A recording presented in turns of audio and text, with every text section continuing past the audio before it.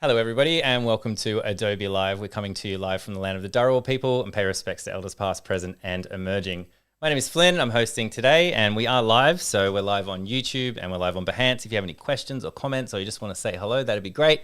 Dark Hours is away at the moment, so we have no chat mod. So I'll keep an eye on chat. But yeah, we definitely miss her a lot, and hopefully she'll be back soon. But I'm very excited to be here today. We've only got one stream all week, if you can believe it. But I'm very delighted to be joined by graphic designer Hannah Bacon. Hi, Hannah. How you doing? I'm good. How are you? I'm great. Welcome back to Adobe Live. It's been a short amount of time, but it's really great to have you back here. On Adobe Live. And I hope you're surviving the heat because it's very hot here in Australia today. It really is like 40s here today. Barely, but yeah, I'm so happy to be back because I just enjoy this so much.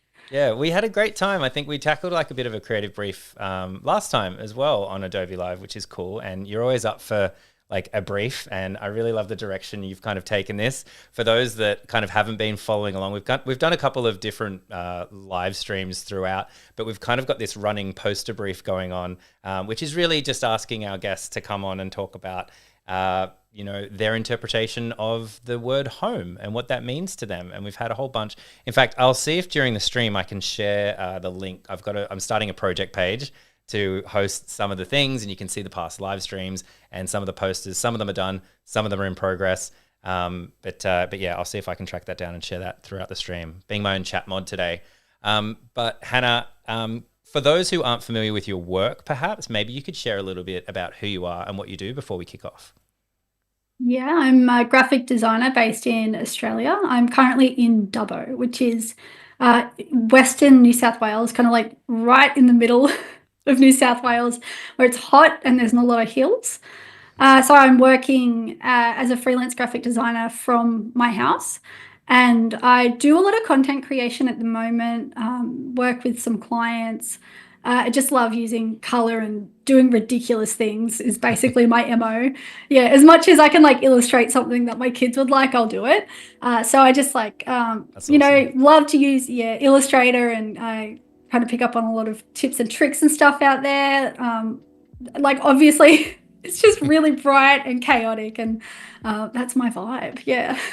That's awesome. Yeah, I love that. It's so funny, like having the kids influence you. I love the bright Yeah. colors, like because obviously, like kids absolutely love bright colors and things like that. Was that always the case, or have you found your aesthetic kind of changing a little bit because of the kids like enjoying bright colors and stuff?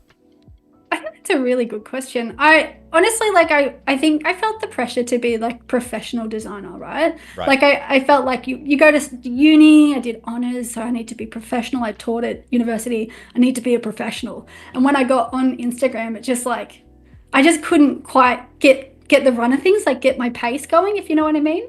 And Sure. then I just kind of lent into having fun and doing what I like, and that was post children as well. So I'm sure it had some kind of influence. Like we were talking about kids shows just before, and I feel like I've accidentally picked up on a little bit of a Hey Dougie influence as well in some of That's these awesome. characters. So Nothing wrong with yeah, that. I love a bit of Hey Yeah. Dougie. Oh, that's awesome. Oh, I love that. Yeah, I'm sure all those things like meshing together and spending lots of time at home, like during COVID and all that sort of stuff as well. Like you Yeah, get, yeah. absolutely. Oh, that's Oh, awesome. yeah. I love that. So, hey, Alessandra in chat as well. Great to see you again. Also the Fulcrum and Caled as well, like in chat. How you doing? If you have any questions, let us know throughout today. But yeah, it's an ambitious project that you've brought along for us. So I won't take up any more time. Do you want to kind of jump into it and we'll see what we can get done today? Yeah. Let's go. Let's have a look. All right. Okay. So I'm just going to open up InDesign, but don't be afraid. I'm going to close InDesign very, very shortly. I put the layout together in InDesign. So the brief was home. What home means to me is pretty open-ended, which is really nice to explore that. And we live out in Dubbo.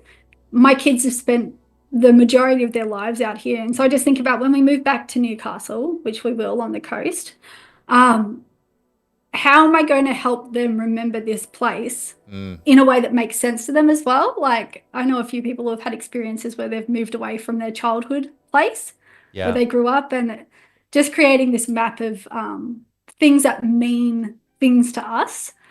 So I guess I will, and it's like kind of an infographic style, like, oh my God, I'm going to have to say the word Kurzgestalт. Have you seen No, Kurzgestalт? I don't think I even know that word. It means in a nutshell in German, and it's a Okay. YouTube channel. It's a information-based YouTube channel, so they do a lot of like science-based, but they've got these like adorable little bird illustrations and stuff, and they have these fantastic infographic posters, and so that really inspired me to like have some fun while doing a really, like, the council would love this layout, but I get to also have some fun with it. That's cool. So yeah, and then like the YouTube channel is just really fun. Like the animation is great. If you like animation, check it out. I'll have to. All right, I don't even know if I said the word right. So sorry if anyone's like trying to Google it. That's all right. I'm going to Google it. I'm going to find it. It's cool. I can do two Tell things at me once. if you manage it based on the information I just gave you. Yeah, I found it straight away. So easy. Oh, nice. That makes me feel really good. Yeah. Just some info about like what are my kids going to want to know? Maybe not even like next year, the year after, but like they can look back on it. We can put it on the wall. So just like the history and stuff. The climate is obviously really hot. Our timeline. So when we moved out here, and then when we're moving back, hopefully it's in the future, but we'll just see what happens. And I kind of went through and used really similar elements through the layout to tie it all together. Yeah, cool. Tried to keep it simple because this is our map. So this is like our city. My kids call it our city. I've got between 4-year-olds. Yeah, so we love our city. And so what I've got is like little places that we go all together. Last time we were on Adobe Live, I talked about Christmas dinosaurs. So I've added in a Christmas dinosaur, and that's like, I don't know, there's just a lot of inflatable Christmas dinosaurs in Dubbo. We went to the Dubbo show and they rode on the Dodgem cars, and they just always talking about the Dubbo show. Like, what about in Newcastle? Would there be a Newcastle show? It's like, yes, there would definitely be a Newcastle show. We went to the gym. Like when we go and they play the creche while I run on the treadmill, we get Buffalo Bills afterwards. They just love doing that. And then I've got the Western Plains Zoo as well. So we've got a really cool Taronga Zoo, is that right? Taronga Zoo's, big one in Sydney. Yeah. Western Plains, I think, is like, it's super famous. I've been there a couple of times. Yeah, can you still ride your bikes around it and everything? Oh yeah, we hired a little like golf cart. Yeah, to drive around. So yeah, cool. It's like top speed 18Ks. It's like off its head. It's good. And there's Daddy Lion, so we always go and see Daddy Lion at the. Oh, that's awesome. And so then I've got some little location pins here. And they're all the parks that we go to. I almost added like our houses, and then I realized I probably shouldn't. Right, you don't adopt yourself, even though you're moving. Yeah. Yeah, exactly. Like, sorry, future owners of the house. Yeah.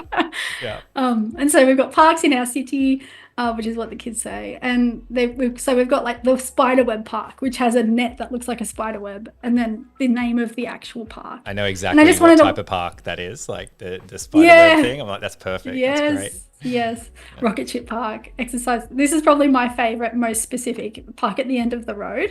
Awesome. But yeah, so I'll shut InDesign now and jump into Illustrator. And I thought we would mainly focus on the map, not the layout. This is all the good stuff, the fun stuff. And so this is kind of what it's going to end up like. Cool. I've got a couple of cool tricks to show you with like labeling and stuff. And this is like what I started with. Right, yeah. So it's like the Google map or the, like, yeah, it's a map, right, obviously. Yeah, just Googled Dubbo and then really like, it's all grouped. Just traced out like the key streets. I didn't want to get too much detail in there. Yeah. Because obviously it's like quite difficult. I was going to add in Hammer Barn, but I ran out of time. If anyone watches Bluey. Oh my gosh, yeah. And so I just kind of like added those little location pins in and ended up with something that looks a little bit like this. Yeah. And so obviously like contrast is pretty important. And I'm not going to work too much on like the actual like layouts with the lines and stuff because we've all been there and it can be a bit of a nightmare. But I did just want to do the train tracks. So I guess you could create a brush for this as well, but I'm just going to use the dashed line. Oh, it's remembered my settings. That's nice. So it's just like 1 point, and then a 6 point separation. Yeah. And depending on the width of the line, you can then like get a dotted line, which is, I guess, if you want a dotted line, that's pretty handy. Yeah, like you could have like if it was a park or something, it might be like, well, this is the train track, this is the road, this is the river, maybe this is a walking track or something. Like you can kind of use those visual cues to explain. I love this as it's instantly told train track to me. Looking at the map. So like we can make it like a and if I hold shift and click on the color, it will just take the color from it rather than the styling, which is nice. Yeah, and so if this is a walking track, I could then just make it much smaller, and then that's our walking track. That's really cool. So, and all that variation in maps is like obviously really important. So I guess we're gonna start by creating our little, we're going to start by creating our location pin, because this, I don't know if like what your method of creating a pin is. Like this is one of those things where I kind of want to get like every like designer and ask them to do it in a vacuum and just see how everyone does it. Like I'm like this with hearts as well. Like I think the way I do hearts is wrong. But yeah, anyway, I'm interested to see yours. I'll probably do the circle and then maybe pull a drop, or I would combine shapes and make a triangle. Yeah. That's probably what I would think I would do. Yeah, and then you like select these. So then, but then this is like, I started doing this, I don't know how long ago, I can't remember. Maybe like, I don't know, a month ago or something. So I'm using the down arrow key to like. Oh yeah, I forget about that. And then I'm going to use this one, which is is it the curvature? Yes. Oh yes. And this is the bit where I should be more precise, but pull that bit up. And then grab these two on the side, because it just seems like it gives a nicer, like a kind of more geometric feeling shape. I when I'm moving those handles on my own, like I can't be trusted to do that. I love that. Yeah, not the edges are often, you're starting to like kind of trim the edges by eye and everything, and you know it's not symmetrical, and you start flipping things. Yeah, that was a cool way to do it. I like that. Yeah, it's really useful, right? Like, and like being able to like pull in those corner toggles and like round it off is just like, I remember when that came into Illustrator, like I'm that old, and I was just like, oh, I missed it. Magical. I missed it for a number of years, and I saw someone doing it on Adobe Live, and I was like, wait, what did you do then? It was an embarrassing day for me. Yeah, and so all I've done here is I've got this one, and then every time just changing the number, leaving it grouped. This is a tip from trying to work under pressure doing publication design in a studio. Instead of like double clicking into everything to get inside the group, just pressing the T key to take you straight to type, and that way you just have to click on the area you want to change. Oh, okay, even if it's in a group, it'll still knows that it's like it could be to the shapes. Yeah, like if we group that and then group that, like to get to that, you have to like click into that. It's a nightmare. If you hit T on the keyboard, you can just go straight into it. Oh, hey, that's a cool tip. I like that. Yeah, like fear-based, that one, working in a studio. You learned that for survival figure some stuff purposes. Out. Yeah, exactly. Yeah. That was in my evolutionary tools. Yep. So, I mean, I can go through and like chuck these in if you want to see it, but I reckon all these little dots are like, that's where the parks are going to go. So if we're happy with that, so I found a really nice font on Adobe fonts called Myriad Pro. Oh yeah, default. No, it's actually Calibri because I've got some class. Oh, okay. It is Navigo. Is it Navigo? But it's a specific wayfinding font, Adobe fonts, and it's just like, to me, it's like really, it's geometric, but it's friendly. It's got a good wide open counter space, high X height. So it's really legible at small spaces, but it's not like too pretentious. Do you know what I mean? So it's just really open. I know what you mean. like I like Futura, but like it takes you to a place. Like it's the design font. Do you know what I mean? Right. Yeah, The yeah, font's yeah. just like It's out for there. other designers that are at the zoo going, that's Futura. Yeah, exactly. This is for my kids who are like hanging out at Spiderweb Park. So cool. Nice and clean. And so let's say, for example, like we're just going to type out Macquarie Street. Oh, let's abbreviate. What are we doing? Then this is how I used to work. So I wish I knew about this little tip in working in a studio, because this would have saved me a lot of time as well. Dude. Oh, I just want white. Literally just forgot the shortcut for default colors. So I'm just going to square, and like typically you do this and you put it behind it, send it to the back. Yeah, and then align. Yeah. And then every single time you're like changing it up. So like Fitzroy Street's my next one. You've got to like resize the box. I was doing this last night. So like literally with a box around bold like thumbnail text. I'm very interested in what you're about to show. Yeah, okay. This is a gift for you. Okay, great. I've got my text selected. I'm going to go into the appearance panel and under effects. Oh, sorry. I'm going to add a new fill. And I'm going to take the fill and put it below the character. And it's going to be white for this case, but any color you want your box to be, that's the color of this fill. Now, so you can't see anything, obviously. I'm going to go into, definitely not that. Definitely not a radial blur. Sorry. This is some alchemy going on here, like radial blur. Yeah, I'll get the crystals out next. Yes. So effects, and then come up to just convert to shape, and then rectangle. Oh. And so I don't know why we're not able to see the text, but I'm sure we will be able to. We are going to click relative, and we're going to resize our rectangle. So what it's done is it's like duplicated that layer of text and converted that layer to a shape. And I'm going to create a rounded rectangle and adjust the corners to like 0.5. Okay. And then we will just see. I'm honestly not sure why that's not sitting on top, because it definitely should be. Oh, so we've got our, I've goosed it up. Hang on. I'll speed run the next one. Something.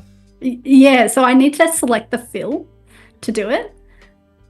So if I just have that and add an effect, it's going to do it over the top. But if I select that fill down the bottom and then go convert to shape, rectangle, yes. Right, so relative is going to let it scale relative to the contents. Rounded rectangle, let's go to 0.5. And I think so we'll keep it kind of small because it's a. And so now. If you duplicate that and then type again, is it going to? Yeah, well. Stop it. That's. And awesome. So now you're not like, I know it's so good. And I'm sure you can like play around with the centering of the text in the box as well using the type palette. I feel like it's pretty good though. And when you've got like a million labels to pump out for like whatever publication you're working on. I have a question actually. There's a great question, Kindred Main on YouTube. Thanks for the question. First of all, they said, what a beautiful map design, by the way. And then they said, wait, so why was the rectangle over the text before? Because I had the, oh, sorry. Did you want to answer that? I'm sorry. No. Oh, you please. I had the text selected, and when you're in the appearance panel, you've got to choose what you're applying an effect to. So the appearance panel is like just next level with what you can do. It's really crazy. If I just go convert to shape rectangle, okay, it's going to, oh, we don't even have a fill. So it's like nothing's happening. Add a fill. And then without that selected, it's just going to take that whole thing, including the extra fill, and convert it to a shape. And so what you need to do, I wonder if you can even just drag it. Sometimes it's pretty versatile. Oh yeah, you can just drag it onto that. And then make sure your characters are like up the top. Right. So it basically just works like a layers panel, really. So if you get in there and you're playing with it and you can't see it right, it's because the wrong thing's on top of what you want. Yeah, exactly. Yeah. And so it's like really good for call out boxes and stuff as well. I don't know if, oh yes, it should then automatically resize, yeah, based on the thing you're using. Like it's pretty handy, and it's pretty, like it looks pretty even. For a lot of instances, that would be pretty effective. Yeah. But you get into a bit of a tricky thing where, okay, so I want to like, yeah, that's my street. I want to like do this. Oh yeah, right. So what you can do now is expand the appearance. And so you can still type into it, but it's separated it out. Yeah. And then it would just act like an object. Oh, that's cool. It's amazing. So I kind of keep like a master tag on the side there. Yeah. And you can like, you know, change the type styles and stuff. So I've got some here. So I would have, actually this made me think about, I should put together a map building set for myself. So I can just like grab labels and grab pins and stuff instead of doing it from the start. It's exactly what I was thinking. Like if you're doing this sort of thing a lot, like if your brand or like your personal brand or client's brand or something had that as you could almost make a sprite sheet, and I'm probably showing my age here, but sprite sheets used to be something that we used to build websites with, where all of your icons used to be little PNGs or another file, but you would do it on an entire sheet. Imagine a sticker sheet, a digital version of a sticker sheet, and then you would reference that spot on your whole. Oh, so you'd have like an E10 or whatever. Yeah, so like you would have like an icon. It was all icons. And you would have your icon like of your logo, of a bigger logo, of a black and white of this one. And then you could reference in your website the like basically like latitude and longitude, like the X and the Y of that icon, and it would put it there and crop everything else out. Oh, that's cool. Which is like that's a horrible really way to build a website, but it's what we used to have. It sounds like a good way of managing that bank of those images and stuff though now. Like I do my website on a website builder, and I find myself just constantly uploading new versions of the same file when I need it, like uselessly. So, so this you would go in and you would change it, and then you'd refresh. Oh, cool! And everywhere it would pop up with. Yeah, just change. Yeah, a little bit like in InDesign. If you change your H1. Oh, I don't know. Like that was probably out of date when I was learning. I think. Oh, right. I think that was like WordPress was becoming a thing at that time, but this was like an older way that like designers' websites will be built, because it was built by cowboys, because no one knew what they were doing back in the day. So it was just millions and millions of dollars to build a website in Photoshop and like. Oh my goodness! Yeah, you'd have to pay me $1 million to design a website in Photoshop. Honestly, it used to happen all the time. It's crazy. I swear, I was there. Even when I was in uni. Yeah, crazy times. Anyway, I digress. Cool. So these are our little icons, and we can either like recreate one of these. I feel like the Bubblo Bill is so cute, and there's like a really cool shading technique in there to give it depth without kind of overwhelming it, so it still works at a smaller size. Oh, cool. And that's the use of like this darker line around the edge. Or like so just for context for people, Buffalo like Bill, it is very iconic. This has been around for a long time. And what's the nose made out of? That's bubblegum. It's bubblegum. It's insane. Buffalo Bill. Yeah. Classic. And it's chocolate on the back, isn't it? It's like, is it still chocolate on the back? Yes. Oh yeah. That's like why it's got this dark outline around it. Is like, oh, we're reminiscing. Okay. Yeah. Okay. Maybe too. All right. So I could redo one of these, or I don't know if you've heard Dubbo being called anything in particular. Let me have a look to see if I can. It is so small. But some people call it Dub Vegas. Awesome. And it's actually a car wash that's like heading into town. So we could like make the Dub Vegas sign as well, depending on what if there's a preference. I think make the sign, and then if we have time, you can kind of dissect what happened with the Bubble Bill. I think making something from scratch would be cool. Mealy in chat is like, what are you guys doing? I don't know if you're asking me what we're doing or if you're just like, hey guys, what's going on? So we're here with if anyone has any ideas. Graphic designer and her, as well as like a handful of other creatives over the last kind of couple of weeks, have been tackling a brief that we've asked them to tackle, which is based on the idea of home. Like what does home mean to you?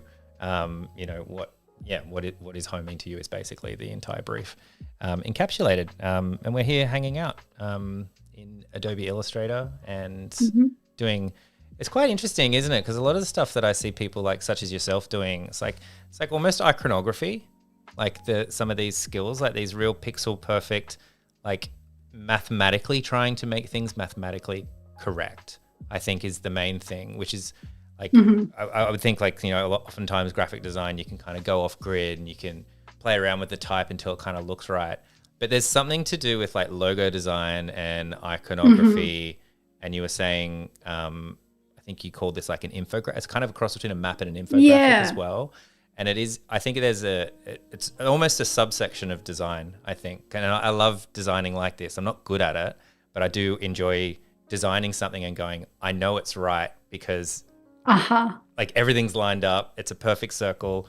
That's a perfect trapezoid. I've used the curves to bring it all in. There's something really nice about it. Yeah, it's like really satisfying, like it scratches an itch almost. Yeah. That's funny because I'm better at this, I would say, than like going off grid. Like I need rules, right? And so I really gravitate towards like that style of design. Like councils love me. Do you know what I mean? Like I'll do an annual report every day of the week. I love it. As gross as that is, like my guilty pleasure. Wow, guilty pleasure is creating long documents that council members will read. Yeah, and then like blanket doing like a text change in document using a find and replace. Oh, give it to me any day. Right. Yeah, so like I wish I had more ability to kind of go off grid kind of thing. So yeah, I love that. I'm just gonna create this dotted circle pattern around the edge, and I don't know, should I'm going to offset the path to start with, but I don't know if I should use a brush or if I should use that technique that we did with the walking path. Maybe I'll create a brush. So is that the outside light? Yeah, the blue. Yeah. Around the edge. All right, so I've just like duplicated that shape, and then I will expand it. Oh, I don't like those edges. That's okay. We're going to roll with it. There. And I'm just thinking like this is going to be scaled down. About the abruptness of the curve because extend it out. Yeah, but like for the sake of and like with the dots as well, it might be less noticeable. And so like I've just used the offset path in the appearance panel, which I love. I might just do 2 mil, and then I will expand that. Yeah, because this will be like shrunk down a little bit. And so I don't know if there's like already an existing brush, but we're just going to make a brush just for the sake of making a brush. Why not? Let's learn how to make a brush. This is my unicorn tail brush that I made. Oh wow. Yeah, and so it's like we were talking about getting those like perfect curves and stuff. It just simplifies it. So that's just a single line with the brush applied, and I had to tweak the sizing and stuff a little bit. Right. And I think I've also, a couple I did a few more, but I don't think the brushes made it into any other one. So let's just like make a brush with this by clicking that, going pattern brush. And I'm just wondering about the spacing. This could be the wrong method. Oh, we're rolling with it. Okay, so I'm going to actually add an invisible box around it. Oh, okay. For spacing? Yeah, for spacing, because and then we'll just see. I mean, that should be pretty good. The only thing is when you expand it, you have to go out and delete them all. And it can get kind of tricky when you're lining patterns up, but we're just trying to fast and dirty on this one. Doing our best. Yeah, that looks all right. Kind of happy with that. And then we will go do, and then pull the size down until we're happy. Like that looks good. And that was just lowering the size. Yeah. Like the stroke weight, was it? Stroke. That's it. Yeah. And so that's what I really like about the brushes, and they're quite versatile. Yeah. But sometimes at a size, like it looks like, oh my gosh, like what are you doing? Like right there. But you can build in corners and stuff. So it really is very customizable. It just takes a little bit of time. So then we'll expand the appearance. Oh my gosh. And I'll group that. And this is not what I wanted to do, but it is what I am doing.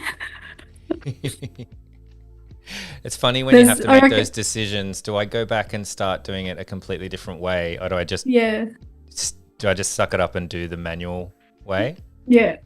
I often have that debate in my head. I'm like, I know there's a fast way to do this, but if I just click things for an hour, I know it will be done. So maybe I just do it the manual way. Yeah, that's funny. Yeah, that's exactly how it goes. Like, and then many times I will end up in the same situation anyway. Yeah. Be like, wow, this is it. All right. And so then I'm just going to copy that. And instead of like trying to, I'm going to delete it from there. And then I'm going to go Shift Command V, paste in place. Nice. Oh, but because some of them, yeah, okay. So that's essentially how it works. I'm just going to leave it like that for now. But you just need to be more accurate than I was and not grab the edges because I was using the direct selection tool. Okay, so we could potentially do the same thing with the text with the welcome that we did over here, because you can convert to a circle as well. Right. So if I just go W, jump into the appearance panel, head into this one and go ellipse absolute. Okay, so relative is relative to the shape of the the container, like the letter, but absolute is just saying be a circle no matter what. At this size. Cool. Or else. Yeah. And so I'm the boss. Love that. Like that wheel. Yeah, so then if we scale it up and down, it doesn't change. Yeah. But once we oops.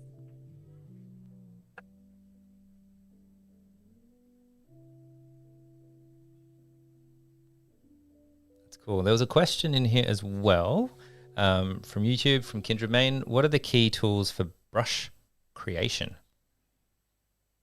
Interesting. Time and patience.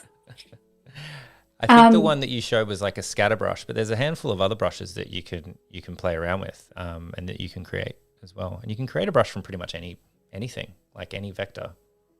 Yeah. It's super handy and like really flexible too. Like I've got, I made a pack of brushes under user defined, and these are for like logos. So, you know, those like cool hipster looking logos. Oh yeah. And so like obviously like doing banners and stuff, this is testing my memory because I haven't looked at these for a hot minute. But like let's make it black. And so like a checkerboard continuous pattern and stuff. And this is like what I really like about that is there we go. From that point you can like scale down to make it work. Oh, cool. But you can also like pull the edges in and it's still nice. a continuous.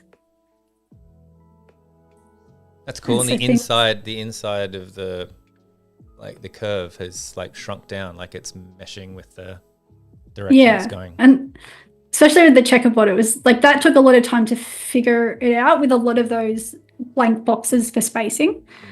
But I've got like a banner brush. Yeah, so like it's not perfect, but it's a really good reference, and you can kind of bring the spacing down and stuff and use the curvature tool.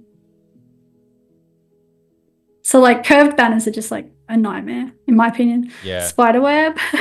Nice. Like the park. Yeah, Spiderweb Park. Oh my gosh. And so it just, that's figuring really cool. It out. And then like, getting texture and stuff. I had a lot of fun.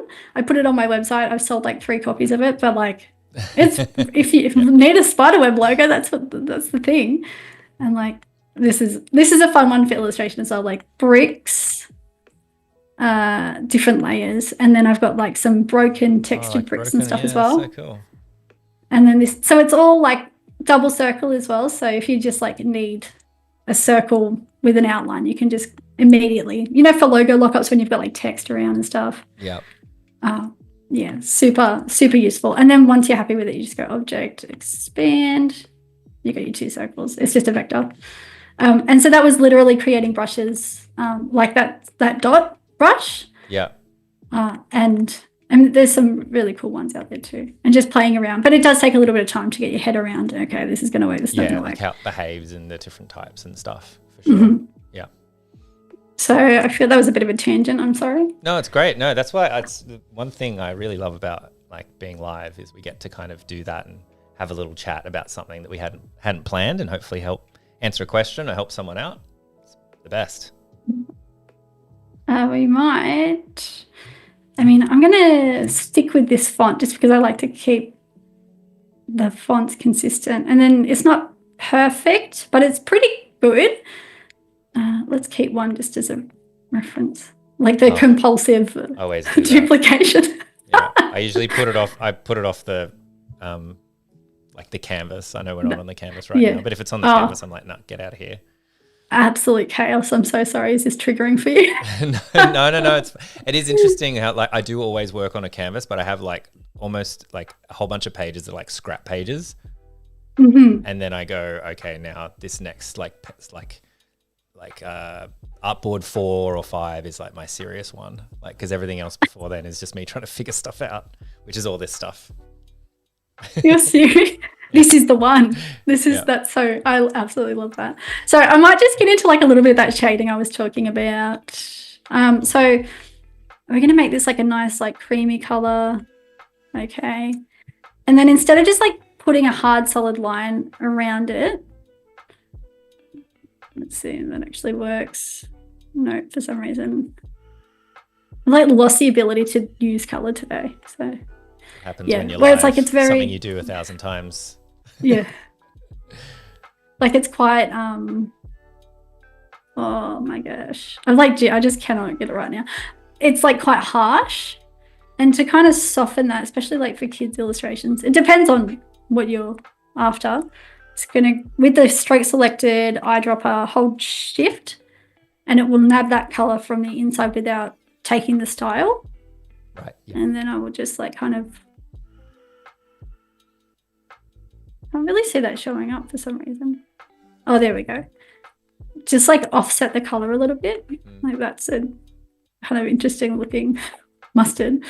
But and it gives it a bit of depth. And so if we do it with these circles as well. So I've expanded this. And like it honestly, that the positioning of the letters didn't turn out too badly. So that's a dark with a, so I guess we'll go like red. And I'll let you know as well, believe it or not, we only have about 10 minutes left. So that's crazy. That's gone so fast. I like spent too long talking about spiderweb brushes. Tangents are good. It's a sign of a good stream. I promise. It's great. We might go like a lighter outside color. I don't know, to get that glowing effect, maybe. And then grab the text on the inside.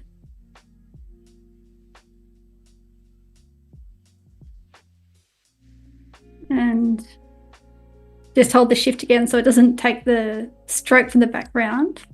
And so I'm like, my go-to is just, I'm not really sure why it's not showing up when we're doing that. No preview. Anyway, guessing.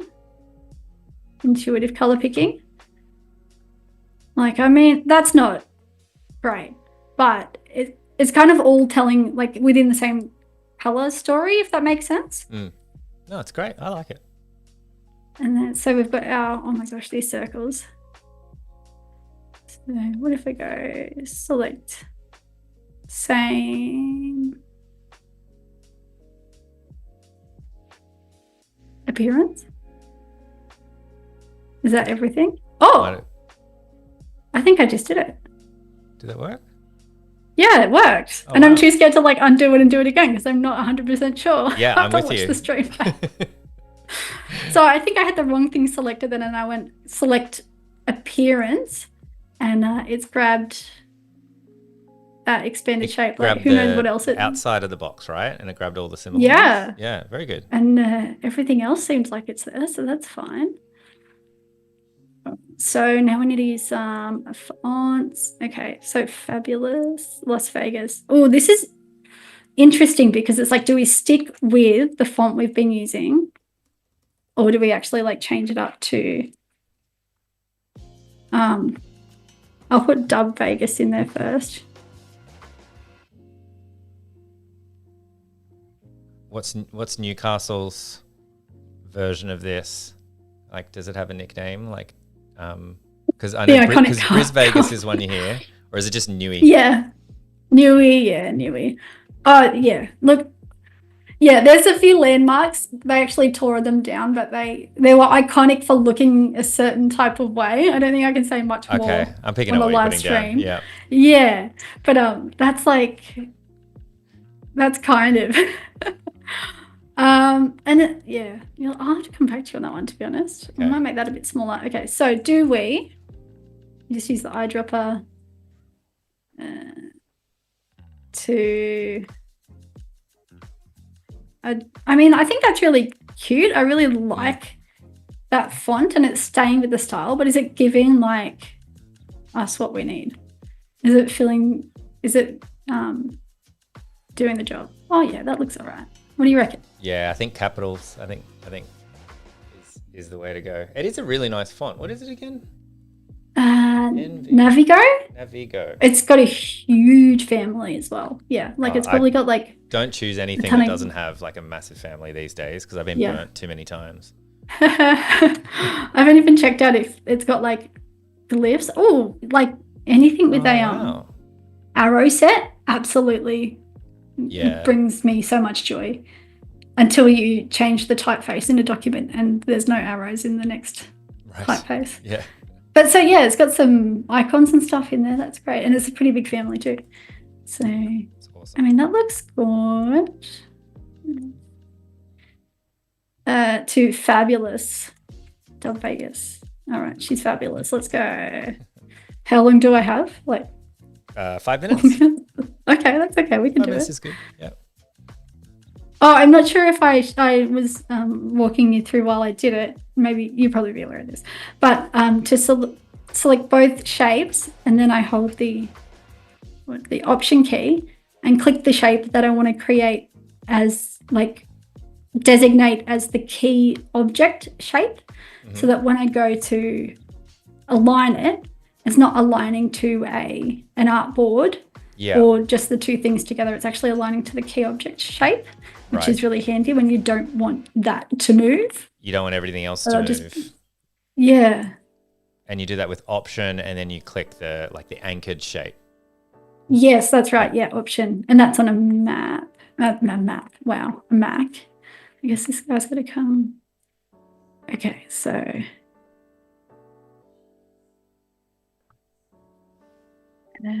we've got to get Fabulous. Let's have a look at some of the font.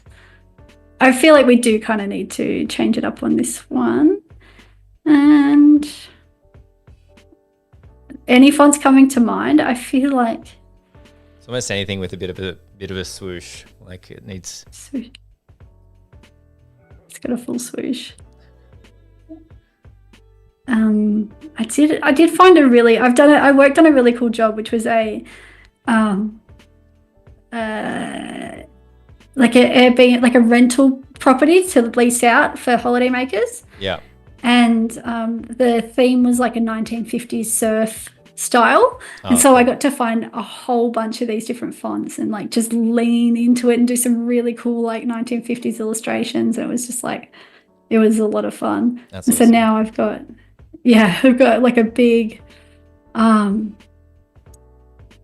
catalog almost of these fonts, but I'm thinking of one in particular, which is like, I don't know. It's a good thing about the abundance of fonts these days, but the double-edged sword is our libraries end up looking like it takes exactly a long time. Like this. Yeah. Okay, so I'm just going to filter it, hand drawn, and I feel like I don't know if you're like this as well, but you'll know it when you see it. Like that's totally. My approach to fonts is like I got to feel it, and then I'm like, yeah, I know the one. Like there's a few from Hoods. Now that I've done that, so we'll clear all the. No, do you remember any of the names of the Hoodspa fonts? Oh no, I don't. They've got a couple good ones anyway. I'm not gonna like just go through my entire font library. So maybe we'll like try and finish by making that star shape. Okay, sounds good. 3 minutes though. 3 minutes. 2.5 until we're saying our goodbyes. So we don't get cut off. All right. So I'm just going to do that. And you can, use these? Here we go. Yeah, so I'm going to do it. I believe in myself. Up and down. And then also there's a point where, you can like pull it in. Yes, that's what I want. Okay. Nice. Copy, paste in place. Oh my God, the pressure is on. Oh my God, I'm so stressed. Shift, bring it in smaller.